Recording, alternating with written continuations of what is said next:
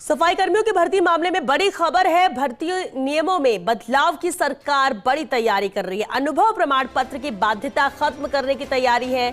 UDH मंत्री झावर सिंह खर्रा ने बताया, पिछली बार जब भर्ती की विज्ञप्ति निकाली गई थी तो उसमें बाध्यता थी, आवेदन के लिए अनुभव प्रमाण पत्र की बाध्यता थी।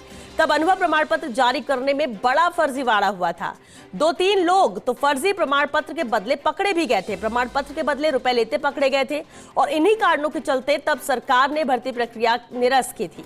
अब मोटे तौर पर सरकार ने तय किया है, भर्ती के लिए अनुभव प्रमाण पत्र की बाध्यता खत्म की जाए। नियमों में इस बदलाव को लेकर सफाई कर्मी यूनियन भी सहमत है। एसोसिएट एडिटर अभिषेक श्रीवास्तव हमारे साथ जुड़ चुके हैं। अभिषेक जी, बेहद अहम फैसला है जिस तरह से अनुभव प्रमाण पत्र की बाध्यता को अब खत्म किया जा रहा है। पिछली बार फर्जीवाड़ा हुआ, क्या यही आधार रहा इस फैसले का?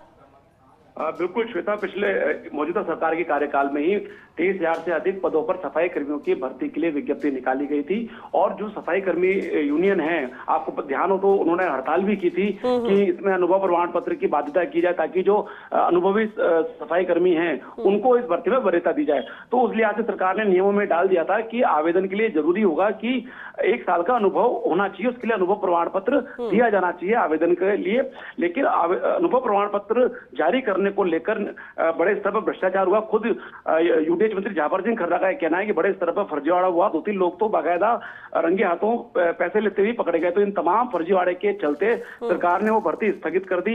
अब नए सिरे से जो भर्ती के नियम है उनमें बदलाव की तैयारी की जा रही है, जिसको लेकर खुद यूडीएच मंत्री झावर सिंह खर्रा का कहना है कि उन्होंने इसके लिए सफाई कर्मी यूनियन है उनसे भी बात की है और वो भी इस बात से सहमत है कि जो अनुभव प्रमाण पत्र जिसके चलते ये फर्जीवाड़ा हुआ, मतलब ऐसे लोगों को ये प्रमाण पत्र जारी किए गए जिनका सफाई का कोई अनुभव नहीं था, उसके बावजूद उनको अनुभव प्रमाण पत्र जारी किया गया। तो उस फर्जीवाड़े को रोकने के लिए ये जरूरी है कि अनुभव प्रमाण पत्र की बाध्यता खत्म की जाए और इस पे आगे जो कि केवल अनुभवी सफाई कर्मी ही इस पद पर लगे, इसके लिए नई व्यवस्था भी की जा रही है कि हर 2 महीने में, क्योंकि जो भी सरकारी सेवा में लगता है श्वेता, तो उनका 2 साल का परीक्षा काल होता है। तो सरकार ये तय करने जा रही है कि इन 2 साल में हर दो महीने जो नवनियुक्त सफाई कर्मी हैं उनके काम का आकलन किया जाए। अगर उनका काम दुरुस्त पाया जाता है तो उनको आगे कंटिन्यू किया जाएगा, अगर दुरुस्त नहीं पाया जाता है तो उनको घर भेज दिया जाएगा।